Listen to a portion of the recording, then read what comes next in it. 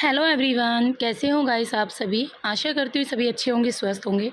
स्वागत है आप सभी का अचीवर्स ऑनलाइन प्लेटफॉर्म पर।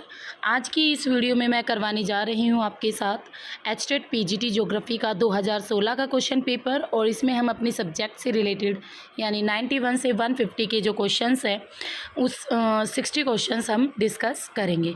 तो चलिए लेट मी स्टार्ट। सबसे पहला क्वेश्चन आता है जो कि आपका बुक्स से रिलेटेड है। एक तरफ राइटर्स हैं, एक तरफ बुक्स हैं।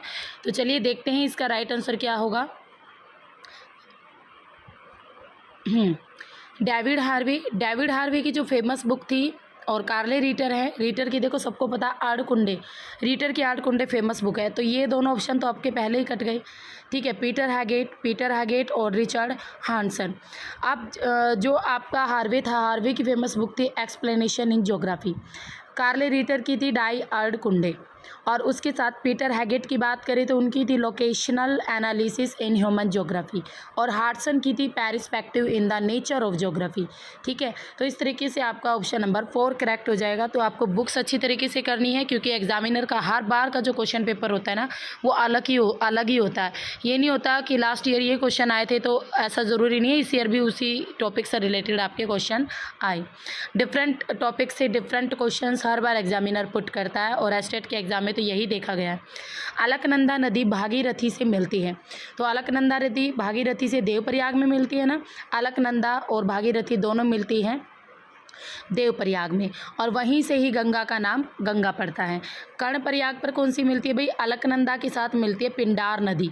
ठीक है, और विष्णु प्रयाग में अलकनंदा के साथ मिलते हैं विष्णु गंगा नदी। याद रखना इनको। नेक्स्ट आता है क्वेश्चन नंबर 93। कौन सी पवनी समदाब रेखाओं के लगभग समानांतर चलती हैं? तो भाई जो आपकी जियोस्ट्रोफिक जो विंड्स हैं, यानी भूविक्षेपी जो पवनी होती हैं, वो आपकी समदाब रेखाओं के, जैसे समदाब रेखाएं ऐसे चल रही है तो आइसोबार्स आपकी, तो उसी तरीके से ये भी आपकी इन्हीं के साथ साथ भूविक्षेपी पवनी चलती हैं। नेक्स्ट आता है क्वेश्चन नंबर 94। निम्न में से कौन सी विश्व की सबसे बड़ी आंतरिक जलराशि है? सबसे बड़ी आंतरिक जलराशि कौन सी है? कैस्पियन सागर। Caspian sea is a correct answer. Right answer is option number 2। Next आता है क्वेश्चन नंबर 95। भारतीय जनगणना इतिहास में कौन से दशक में जनसंख्या वृद्धि दर ऋणात्मक आंकी गई है? आपको बताना है नेगेटिव में कब थी। तो भाई देखो, अगर भारत की बात करें तो 1911 और 1921 में जो भारतीय जनगणना थी ना, जनसंख्या, वो आपकी नेगेटिव में गई थी, क्योंकि अकाल की वजह से और भी काफ़ी चीज़ें हो गई थी इन 10 सालों के बीच में, तो नेगेटिव में चली गई थी पॉपुलेशन ग्रोथ। नेक्स्ट आता है क्वेश्चन नंबर 96। पृथ्वी पर अंतिम और सबसे नवीन हिमकाल किस भूगर्भिक शक से संबंधित है?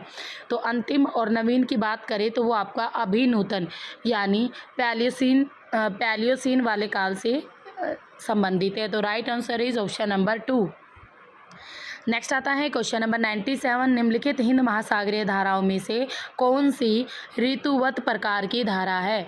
तो देखो आपके सामने दी गई है ये हिंद महासागरीय धाराएं, आपको बताना है इनमें से कौन सी ऋतुवत प्रकार की। देखो उत्तर पूर्वी मानसूनी धारा, ये तो है हिंद महासागर की, लौटता हुआ मानसून बोलते हैं जिसे। और उसके साथ साथ प्रतिविषुवतीय धारा, ये भी आपकी महासागरीय धाराओं की वजह से ऋतुवत प्रकार की है। ठीक है, दक्षिणी भूमध्य रेखीय धारा, तो दक्षिणी वाली तो नहीं होगी, बट दक्षिण पश्चिमी मानसून धारा ये भी आपकी होगी। तो ऑप्शन हमारा रहेगा 2, 1, 2, 4। जबकि जो दक्षिण भूमध्य रेखीय धारा है, मानसून उस पर कोई इफेक्ट नहीं डालती। नेक्स्ट आता है क्वेश्चन नंबर 98। सर्वाधिक भूकंप और ज्वालामुखी पाए जाते भाई विनाशात्मक प्लेटों के किनारे, यानी डिस्ट्रक्टिव प्लेट मार्जिन जो होता है, दो प्लेटें जब एक दूसरे के निकट आती हैं तो यहाँ पर आपके सर्वाधिक भूकंप और ज्वालामुखी देखने को मिलते हैं। नेक्स्ट आता है क्वेश्चन नंबर 99। कौन सा राज्य भारत के कुल सोयाबीन उत्पादक का आधे से भी अधिक उत्पादित करता है? तो राइट आंसर क्या रहेगा? सोयाबीन में तो भाई आपका एमपी नंबर 1 पर है। ठीक है, मध्य प्रदेश। और ये क्वेश्चन बार बार एग्जाम में रिपीट होता है, दालों में, सोयाबीन में, सब में आपका एमपी नंबर 1 रहता है। नेक्स्ट आता है क्वेश्चन नंबर 100। धर्म के अनुसार ईसाइयों की जनसंख्या विश्व में सर्वाधिक है किसके बाद? मुस्लिम के बाद। ठीक है, मुस्लिम के बाद आते हैं आपके ईसाई। अगर अकॉर्डिंग टू रिलीजन ले तो क्रिश्चियन आपके किसके बाद आते हैं, मुस्लिम के बाद। नेक्स्ट आते हैं क्वेश्चन नंबर 101, कौन सी जनजाति पिग्मी जनजाति के साथ वस्तु विनिमय व्यापार करती है। यानी वस्तु विनिमय व्यापार क्या होता है, बार्टर सिस्टम। बार्टर सिस्टम में क्या होता है, आपने एक वस्तु ली, बदले में आपको दूसरी वस्तु मिलेगी। इसमें ये नहीं होता आप पैसा दोगे और वस्तु परचेज कर ली, इसमें आपके गुड्स के बदले में गुड्स देना होता है। गॉट इट, समझ में आया। तो वो जनजाति थी बंतु। कौन सी जनजाति थी, बंतु जनजाति। नेक्स्ट आता है क्वेश्चन नंबर 102, निम्न को सम्मिलित कीजिए। एक तरफ है आपकी शिफ्टिंग कल्टीवेशन और एक तरफ आती है भाई आपकी कंट्री। आपको इन दोनों को क्या करना है, स्थानांतरण कृषि और देश को इनको मैच करना है।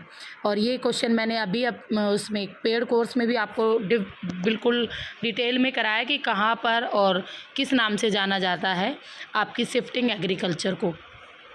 तो शिफ्टिंग एग्रीकल्चर चेना बोलते हैं भाई श्रीलंका में, ये मैंने आपको पढ़ाया था। लद्दाख बोलते हैं म्यांमार में, ये भी पढ़ाया था। कैंगिन बोलते हैं आपके जो कैंगिन है, 1 मिनट, ये थोड़ी सी मिस्टेक हो गई है, आप इस क्वेश्चन को दोबारा सोल्व करेंगे। देखो चेना बोलते हैं श्रीलंका, चेना के नाम से जानी जाती है श्रीलंका में, ठीक है। उसके अलावा जो लद्दाख है, लद्दाख मलेशिया में जानी जाती है। मैं भी कहूँ लद्दाख मलेशिया में बोलते हैं लद्दाख के नाम से। कैंगिन के नाम से बोलते हैं फिलीपींस में, और तोंगिया के नाम से बोलते हैं म्यांमार में। ये राइट रहेगा, यानी हमारा राइट ऑप्शन क्या बनेगा भाई, राइट ऑप्शन बनेगा हमारा ऑप्शन नंबर 2। नेक्स्ट आता है क्वेश्चन नंबर 103, भूकंप के हानिकारक प्रभाव बताने। तो आसान सा क्वेश्चन था। जाल माल का नुकसान हो जाता है, बाढ़ें आ जाती है भाई, आग भी लग सकती है, बिल्कुल करेक्ट। और सुनामी भी उत्पन्न होती है, सुनामी आपके भूकंप की वजह से ही आती है। तो ऑप्शन नंबर 1 करेक्ट है। अब दूसरे में क्या हो सकता है, जान मान का नुकसान, भारी वर्षा। ये भारी वर्षा भूकंप के कारण थोड़ी ना हो सकती है। भीषण सूखा पड़ना भूकंप के कारण थोड़ी ना हो सकता है, ठीक है। और चक्रवातों की उत्पत्ति ये भूकंप के कारण नहीं हो सकता। तो इसलिए ये तीनों ऑप्शन रॉन्ग हो गए, option number 1 is correct. Next आता है क्वेश्चन नंबर 104, प्लेट विवर्तन के सिद्धांत के अनुसार प्लेटों के संचलन के लिए कौन से बल उत्तरदायी है। तो बताना आपको भाई कौन से बल उत्तरदायी है। तापीय संवहन धाराएं, बिल्कुल करेक्ट। तापीय संवहन धाराओं की वजह से तो प्लेटों में मूवमेंट होती है, प्लेट्स मूवमेंट। खाई और कटकों के बीच गुरुत्वीय प्रवणता, इनके बीच भी करेक्ट है बिल्कुल। रचनात्मक किनारों के सहारे भूपट्टी के द्वारा लगाया गया धक्का, ये भी करेक्ट है, यानी हमारा ऑप्शन नंबर 4 हो जाएगा। सारे के सारे ऑप्शंस करेक्ट हैं। नेक्स्ट आता है क्वेश्चन नंबर 105, अम्ल वर्षा के पानी के pH मूल्य का प्रसार है। तो क्या है प्रसार, 0 से 5.6। राइट आंसर इज 0 से 5.6। अम्ल वर्षा से हर बार एग्जाम में क्वेश्चन आ रहा है। नेक्स्ट आता है क्वेश्चन नंबर 106, निम्न में से कौन सी आभ्यंतरिक संरचना नहीं है। आपको बताना कौन सी आभ्यंतरिक संरचना नहीं है। तो right answer is lava plug, seal, laccolith, batholith. ये सारी की सारी आपकी इंट्रक्सिव फीचर्स है जो कि आपके अग्न्य चट्टानों से बनते, इग्नियस रॉक्स पृथ्वी के अंदर अलग अलग फीचर्स में जमती है, तो ये उनके नाम है। जबकि लावा प्लग ये आपकी कोई फीचर नहीं है। नेक्स्ट आता है क्वेश्चन नंबर आपका 107, निम्न में से कौन सा ग्रह सबसे अधिक उपग्रह रखता है। तो शनि, देखो अरुण, वरुण, मंगल, इन सबसे ज़्यादा शनि के पास है। वैसे बृहस्पति के साथ है, बट अब तो शनि के पास ही सबसे ज़्यादा है। और भाई जितने नए नए सैटेलाइट खोजते रहते हैं उनको ऐड करते रहते हैं, तो ये भी चेंजेबल होते हैं। नेक्स्ट आता है क्वेश्चन नंबर 108, उपनिवेश काल के दौरान ड्यूरिंग कॉलोनियल कौन सी नहर ब्रिटेन की जीवन रेखा के रूप में जानी जाती थी।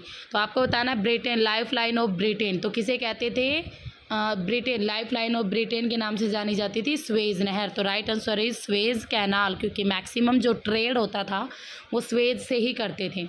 नेक्स्ट आते हैं क्वेश्चन नंबर 109, राष्ट्रीय जनसंख्या नीति 2000 में 2010 तक निम्न में से किस में 100% पंजीयन का लक्ष्य रखा गया। तो राइट आंसर क्या हो जाएगा, जन्म पंजीयन, बिल्कुल करेक्ट। मृत्यु पंजीयन, ये भी करेक्ट। गर्भवती महिला पंजीयन, ये भी करेक्ट। और विवाह पंजीयन, ये भी करेक्ट। इन सब का लक्ष्य रखा गया था, यानी option number 1 is correct. Next आता है क्वेश्चन नंबर 110, कौन सा ग्रह अपनी अक्ष पर अन्य ग्रहों से विपरीत घूर्णन करता है। तो भाई शुक्र, एक शुक्र है, एक अरुण है। ये दो प्लैनेट ऐसे हैं जो अपनी ऑर्बिट पे जब घूमते हैं, जब रोटेट करते हैं ना, तो तब ये विपरीत घूमते हैं, इसलिए यहाँ पर सूर्य जो सनराइज़ होता है वो तो वेस्ट से होता है, और जो सेट होता है वो ईस्ट में होता है, उल्टा होता है। नेक्स्ट आता है क्वेश्चन नंबर 111, सौर स्थिरांक का मापन किया जाता है। तो सौर स्थिरांक का मापन भू सतह पर, माध्य समुद्र तल पर, वायुमंडल से 480 किलोमीटर की ऊंचाई पर, वायुमंडल में 840 किलोमीटर की ऊंचाई पर। तो देखो सोलर अगर कांस्टेंट की बात करें तो HSSC के ने इस क्वेश्चन के लिए 1 मार्क्स दिया था, क्योंकि इसके ऑप्शंस रॉन्ग थे, ठीक है, क्योंकि सौर स्थिरांक सोलर कांस्टेंट तो आपकी हर जगह से मापन किया जा सकता है। नेक्स्ट आता है क्वेश्चन नंबर 112, विश्व की लोहा और इस्पात राजधानी है भाई पिट्सबर्ग, इसलिए आपसे इस तरीके से क्वेश्चन पूछे जाते हैं। भारत का पिट्सबर्ग, यानी आपसे पूछ ले भारत का पिट्सबर्ग किसको बोला जाता है, तो आपको बताना है जहाँ पर भारत का सबसे ज़्यादा लोहा उत्पादन होता है ना, उस एरिया का नाम। अमेरिका का पिट्सबर्ग क्या है, जापान का पिट्सबर्ग किसे कहते हैं, तो इस तरीके से भी क्वेश्चन आते हैं। तो पिट्सबर्ग किसे कहते हैं, विश्व के लोहा और इस्पात राजधानी को। नेक्स्ट आता है क्वेश्चन नंबर 113, निम्न में से कौन से गैर परंपरागत ऊर्जा संसाधन है।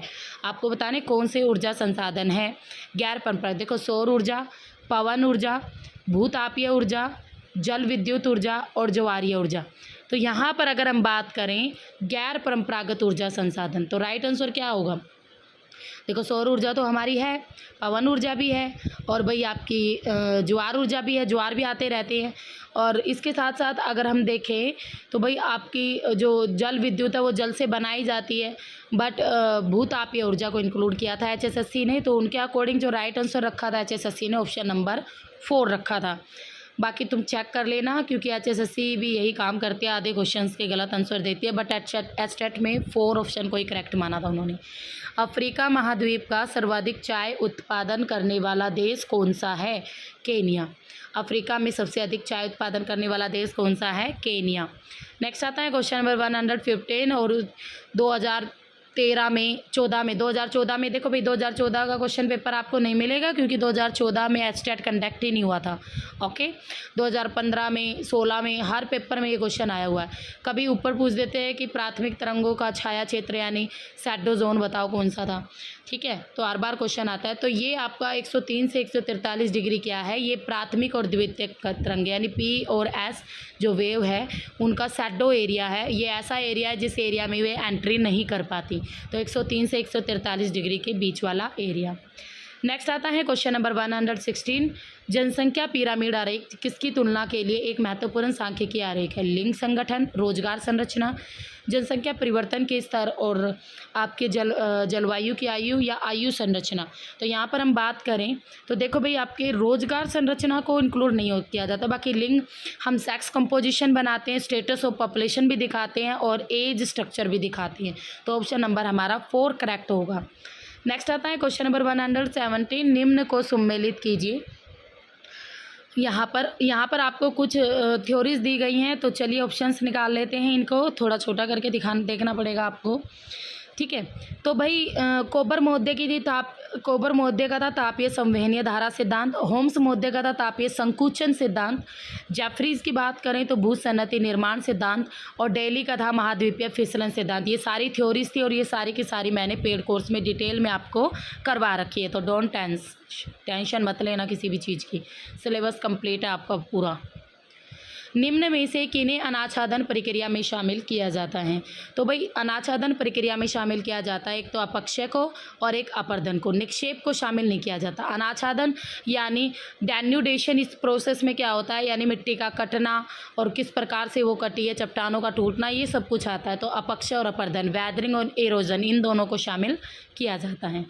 नेक्स्ट आता है क्वेश्चन नंबर 119, निम्न में से कौन सी पहाड़ी का विस्तार भारत के केवल एक ही राज्य में पाया जाता है। तो कौन सी पहाड़ी है, अजंता। देखो अरावली भी आपके काफ़ी स्टेट में, गुजरात का में, राजस्थान में, हरियाणा तक फैली हुई है, दिल्ली तक, ठीक है। सतपुड़ा भी आपकी विंध्याचल के पैरेलल, आपके कुछ पार्ट मध्य प्रदेश में, कुछ पार्ट आप इसका छत्तीसगढ़ तक भी चला जाता है। बट अजंता की बात करें तो ये एक ही स्टेट में पड़ती है, और आई थिंक ये छत्तीसगढ़ स्टेट में है, जहाँ तक मुझे अभी कंफर्म हो रहा है, छत्तीसगढ़ स्टेट में पड़ती है अजंता। नेक्स्ट आता है क्वेश्चन नंबर 120, ज्वालामुखी शंकु जो कि ज्वालामुखी राख और विखंडित पदार्थों से मिलकर बना हो, तो इस टाइप की ज्वालामुखी को क्या कहते हैं आपको ये बताना है। तो राइट आंसर हो जाएगा सिंडर शंकु। ये सारे के सारे आपके लावा के बेसिस पर, यानी लावा के जमने या पिघलने या फैलने के बेसिस पर अलग अलग टाइप के वोल्केनो है जो कि डिटेल में हमने पढ़ रखे हैं। नेक्स्ट आता है क्वेश्चन नंबर 121, जल के आयतन के संबंध में विश्व की सबसे बड़ी नदी, तो अमेजन नदी। देखो आपसे लंबाई नहीं पूछी गई है, आपसे पूछी है जल के आयतन के संबंध में, ठीक है, यानी आपसे चौड़ाई के बेसिस में पूछी गई है। देन आंसर इज अमेजन नदी जो कि साउथ अमेरिका में है। नेक्स्ट आता है क्वेश्चन नंबर 122, अवनमित कुंड बनाते हैं नदी के कार्य द्वारा, पवन के कार्य द्वारा, हिम नदी के कार्य द्वारा या सागरीय लहरों के कार्य द्वारा। तो जो ये अवनमित कुंड बनते हैं ना, ये आपके भूमिगत जल बनाता है, ठीक है। तो ये चारों ऑप्शन रॉन्ग थे, तो इसलिए HSSC ने सभी को इसका 1 मार्क्स दिया था। अवनमित कुंड आपके भूमिगत जल यानी धरातलीय जल के द्वारा बनाए जाते हैं। नेक्स्ट आता है क्वेश्चन नंबर 123, निम्न को सुमेलित कीजिए। प्राथमिक, द्वितीयक, तृतीयक युग है और इधर आपको कुछ पीरियड्स दिए गए हैं, क्रेटेशियस, कार्बोनिफेरस, प्लेस्टोसिन या प्लायोसिन। तो आपको बताना है करेक्ट ऑप्शन। तो यहाँ पर जो प्राथमिक युग बोला जाता है वो बोला जाता है भाई कार्बोनिफेरस को। द्वितीयक युग में आता है क्रिस्टेशियस, तृतीयक युग में आता है आपका प्लायोसिन एंड चतुर्थक युग में आता है प्लिस्टोसिन, ठीक है। तो ऑप्शन नंबर आपका 3 इज करेक्ट, 3 हो जाएगा। नेक्स्ट आता है क्वेश्चन नंबर 124, मानव विकास सूचांक वर्ष 2012 की वरीयता के अनुसार भारत मानव विकास की कौन सी श्रेणी में आता है? मध्यम श्रेणी में आता है। मीडियम ह्यूमन डेवलपमेंट में आता है। UNDP के द्वारा ये ह्यूमन डेवलपमेंट इंडेक्स प्रस्तुत किया जाता है जिसे HDI भी कहते हैं, और UNDP की फुल फॉर्म भी पूछी जाती है, यूनाइटेड नेशन डेवलपमेंट प्रोग्राम, ठीक है। इस और इंडिया की रैंकिंग भी पूछी जाती है। तो आप जो अभी प्रेजेंट में यानी 2020, 19, 20, 21 और 22 इन सब की आपको रैंकिंग पता होनी चाहिए। नेक्स्ट आता है क्वेश्चन नंबर 125, विश्व मानचित्र पर कितनी जैव विविधता हॉट स्पॉट पाई जाती हैं? तो देखो ये इस क्वेश्चन का HSSC ने आंसर नहीं दिया था। विश्व मानचित्र पर ये लगातार अलग अलग एरियाज़ को ऐड करते रहते हैं, तो पर्टिकुलर कोई नंबरिंग नहीं है, तो ये इसका 1 मार्क्स सबको ऐसे ही दे दिया गया था। नेक्स्ट आता है क्वेश्चन नंबर 126, हमारे ग्रह अर्थात पृथ्वी की आयु है भाई 3600 मिलियन वर्ष से भी अधिक, यानी ऑप्शन नंबर 1 हमारा करेक्ट हो जाएगा। नेक्स्ट आता है हरित ग्रह गैसें हैं। हरित ग्रह गैसें कौन कौन सी हैं? देखो हरित ग्रह गैसों में आपकी कार्बन डाइऑक्साइड आती है, क्लोरोफ्लोरोकार्बन आते हैं, ठीक है, ये दोनों तो आते हैं, जलवाष्प भी आ जाता है, मीथेन भी आता है, बट ऑर्गन नहीं आती, नियोन नहीं आती, ऑक्सीजन नहीं आती। नाइट्रोजन को इंक्लूड किया जा सकता है। Option number 4 is correct. Next आता है क्वेश्चन नंबर 128, निम्नलिखित में से कौन सा एक कारक सागरीय तरंगों की उत्पत्ति के लिए उत्तरदायी नहीं है? घरीय पवने बिल्कुल करेक्ट, इनकी वजह से तो मूवमेंट चलती है। सागरीय जल का तापमान और लवणता ये भी मूवमेंट करते हैं, ठीक है। जेट स्ट्रीम का कोई लेना देना नहीं होता सागरीय तरंगों की उत्पत्ति से। पृथ्वी की घूर्णन गति के कारण हवाएं पैदा होती हैं और उस वजह से सागरीय तरंगों में मूवमेंट होती हैं। तो jet stream is the right answer. Next आता है क्वेश्चन नंबर 129, कौन सा देश विश्व में सर्वाधिक चावल उत्पादक करता है? तो कौन सा देश में सर्वाधिक चावल उत्पादक करता है वर्ल्ड में? चाइना। सेकंड नंबर पर आता है इंडिया। नेक्स्ट आता है क्वेश्चन नंबर 113, जनसांख्यिकीय संक्रमण मॉडल आधारित है, किस पर आधारित है? जनसंख्या की प्राकृतिक वृद्धि दर पर, यानी natural growth of population. Next आता है क्वेश्चन नंबर 131, लव और रेली तरंगे हैं। लव और रेली तरंगे किसे बोलते हैं? धरातलीय तरंगों को। HD लवले ने खोज की थी और रैले तरंगे के नाम से भी ये जानी जाती हैं। नेक्स्ट आता है क्वेश्चन नंबर 132, कौन सा देश सर्वाधिक प्रवासी जनसंख्या रखता है? तो कौन सा देश रखता है? संयुक्त राज्य अमेरिका। हर कोई अमेरिका जाने के लिए उत्सुक है ना। तो प्रवासी जनसंख्या कौन रखता है सबसे ज़्यादा? इमिग्रेशन होता है भाई अमेरिका में। नेक्स्ट आता है क्वेश्चन नंबर 133, कौन सा चिंतन फलक व्यक्ति विशेष के चिंतन और मूल्य को केंद्र में रखता है? तो राइट आंसर हो जाएगा मानववाद, यानी ह्यूमनलिज्म। ह्यूमनलिज्म यानी चेतना और मूल्य, और किसके कॉन्शियस माइंड किसका होता है? मानव का, तो राइट आंसर इज मानववाद। नेक्स्ट आता है क्वेश्चन नंबर 134, अनातोलिया पठार डैश के मध्य में अवस्थित है। अनातोलिया जो पठार है वो आपका पोंटिक और टारस पर्वत के बीच में स्थित है। तो ये काफ़ी ही डिटेल में था, हद से ज़्यादा डिटेल से पूछा गया क्वेश्चन था। नेक्स्ट आता है क्वेश्चन नंबर 135, भारत में उच्च कोटि के लौह आयस्क के भंडार मुख्यतः पाए जाते हैं छत्तीसगढ़ के बेलाडीला में। कहाँ पर? छत्तीसगढ़ के बेलाडीला में पाए जाते हैं भारत में उच्च कोटि के लौह आयस्क के भंडार। नेक्स्ट आता है क्वेश्चन नंबर 136, पृथ्वी पर सूर्य का गुरुत्वाकर्षण बल है। तो जो सूर्य का गुरुत्वाकर्षण बल है वो चंद्रमा के गुरुत्व बल से लगभग आधा है, क्योंकि सूर्य की अगर डिस्टेंस की बात करें तो अर्थ से आपको पता है ना, एवरेज डिस्टेंस 14.98 करोड़ किलोमीटर, और वहीं चंद्रमा और पृथ्वी के बीच की दूरी कितनी होगी आपकी? 3,84,400 किलोमीटर। ठीक है, वो लाख में है, वो करोड़ में है, इस वजह से तो चंद्रमा के गुरुत्व बल से आधा है सूर्य का गुरुत्व बल। तो option number 3 is correct. Next आता है क्वेश्चन नंबर 137, 10,000 धूम्र घाटी कहाँ पर है? तो भाई ये पाई जाती है यूएसए के अलास्का में। अलास्का को यूएसए ने रूस से ख़रीदा था 1867 में, ये भी आप याद रखना। नेक्स्ट आता है क्वेश्चन नंबर 138, कॉल सेंटर व्यापार है। कॉल सेंटर व्यापार आपका एक टेरिटरी एक्टिविटी है, यानी यहाँ पर सर्विस होती है, तो इसलिए टेरिटरी एक्टिविटी। नेक्स्ट आता है क्वेश्चन नंबर 139, भारत में 2011 की जनगणना के अकॉर्डिंग कितने राज्य और केंद्र शासित प्रदेशों में साक्षरता दर 90 से अधिक थी? तो भाई 2 तो ऐसे राज्य थे और 1 केंद्र शासित प्रदेश था, तो ये 2 सेंसस 2011 है, तो याद रखना ऑप्शन नंबर 2। नेक्स्ट आता है क्वेश्चन नंबर 140, निम्न में से कौन से सम्मिलित हैं? यहाँ पर आग्नेय और अवसादी चट्टान है और यहाँ पर आपकी मेटामॉर्फिक रॉक्स हैं। आपको देखना है कौन सी चट्टान बदलकर क्या बनी। ठीक है, तो चलिए करते हैं इसे सॉल्व। चूना पत्थर संगमरमर, बिल्कुल करेक्ट है ये। चूना पत्थर संगमरमर कौन से सम्मिलित हैं? गैब्रो, हाँ ये करेक्ट है। चूना पत्थर संगमरमर बनता है जो हम अपने घरों में भी मार्बल बोलते हैं जिसे। गैब्रो बनता है। सर्पेटाइन, ये भी करेक्ट है। माइका सिस्ट में बदलता है। बलुआ पत्थर क्वार्टरजाइट में बदलता है, ये आपका रोंग है, ऑप्शन नंबर 4। ये तीनों आपके करेक्ट है, इसलिए ऑप्शन नंबर 1 हमारा आंसर हो जाएगा। बलुआ पत्थर क्वार्टरजाइट में चेंज होता है। नेक्स्ट आता है क्वेश्चन नंबर 141, तिलहन व्यापार उत्पादन के क्षेत्र में भारत के कौन से 2 राज्य अग्रणी हैं? तो तिलहन की बात करें तो भारत का भाई एक तो राजस्थान और एक मध्य प्रदेश, तिलहन उत्पादन में ये दोनों ही स्टेट आपके नंबर 1 पर आते हैं। नेक्स्ट आता है क्वेश्चन नंबर 142, 2011 की जनगणना के अनुसार भारत में बाल लिंग अनुपात यानी 0 से 6 जो वर्ष आयु के बच्चे हैं वो कितने हैं, आपको ये बताना है। तो राइट आंसर हो जाएगा हमारा 919 प्रति 1000 पर ही। ठीक है, ये है लड़कियां। नेक्स्ट आता है क्वेश्चन नंबर 143, काठियावाड़ प्रायद्वीप एक एग्जाम्पल है। आपको बताना है ये किसका एग्जाम्पल है? तो ये एक उत्थित तट का एग्जाम्पल है, ये गुजरात में पड़ता है। उत्थित तट मीन्स इमर्ज कोस्ट, यानी जो आपका आसपास के एरिया से थोड़ा सा पार्ट ऊपर उठ जाता है ना, उसे बोलते हैं उत्थित, जब अपने तटीय इलाके से। तो काठियावाड़ गुजरात में। नेक्स्ट आता है क्वेश्चन नंबर 144, वह कौन से देश है जहाँ जनसंख्या वृद्धि दर नेगेटिव है यानी ऋणात्मक है? हंगरी, जापान, रोमानिया और यूनान। आपको बताना है कौन से देश है, चारों के चारों देशों में आपकी जो ग्रोथ रेट है वो नेगेटिव है। नेक्स्ट आता है पैंथालैसा का अवशिष्ट भाग माना जाता है भाई प्रशांत महासागर को, ऐसा माना जाता है। पैंथालैसा का जितना भी पानी था वो सारा का सारा किस में चला गया था? प्रशांत महासागर में। नेक्स्ट आता है क्वेश्चन नंबर 146, लैटराइट मिट्टी के निर्माण के लिए आवश्यक है। लैटराइट मिट्टी के निर्माण के लिए एक तो आपका हाईएस्ट टेम्परेचर होनी चाहिए और हैवी रेनफॉल होनी चाहिए, यानी option number B is correct. Next आता है क्वेश्चन नंबर 147, 2006 में किस संगठन ने प्लूटो को बोना ग्रह घोषित किया? तो भाई किसने? इंटरनेशनल एस्ट्रोनॉमिकल यूनियन ने। इंटरनेशनल एस्ट्रोनॉमिकल यूनियन ने ही 2006 में प्लूटो को बोना ग्रह घोषित किया था।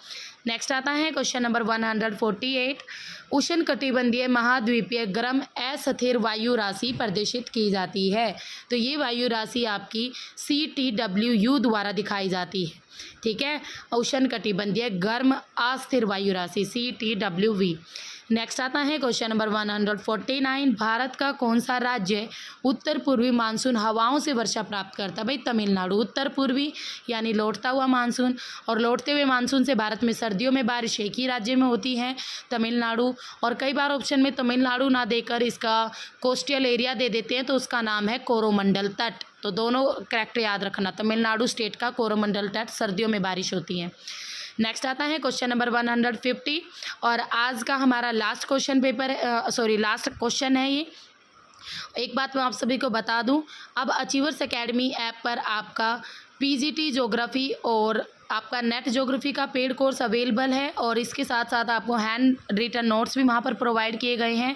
मॉक टेस्ट है, 10 साल के HTET के क्वेश्चन पेपर सॉल्यूशन है, और बहुत सारी चीज़ PDF है, दुनिया भर की PDF है हैंड रिटन नोट्स की, और बढ़िया क्वालिटीज़ की सारी वीडियो, और पूरा जो अगर आपका सिलेबस बात करें तो रिकॉर्डेड वीडियो में है। तो प्लीज़ ज्वाइन कीजिए अचीवर्स एकेडमी ऐप, देन अपने एग्ज़ाम्स को क्वालिफाई कीजिए, अपने सपनों को पूरा कीजिए।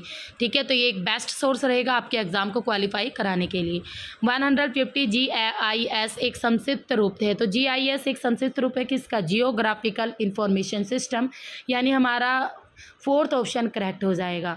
ठीक है, तो 2016 का क्वेश्चन पेपर आपका कंप्लीट हो चुका है। इससे पहले मैं आपको 2011, 12, 13 और 14 में HTET हुआ नहीं था, तो 15 एंड 16 करवा चुकी हूँ। तो आगे के क्वेश्चन पेपर भी हम जल्दी कंप्लीट करेंगे, तब तक बने रहिए चैनल पर।